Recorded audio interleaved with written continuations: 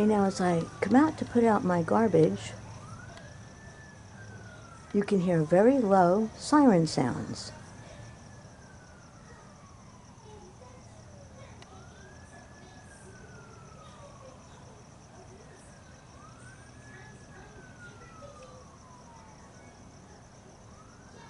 So what do they do in this PSYOPs program, this U.S. government gang stalking program, where they get a percentage of the population to gang stalk you? When you go into the community, when you go to put garbage in your garbage cans, they get one of your neighbors who is a gang stalker to gang stalk you. Now today they didn't do that because I put on my website that that's what they do. And so what they did tonight is have very low siren sounds. So I would call this gaslighting. That's what our American Stasi does, and you can thank Bush Cheney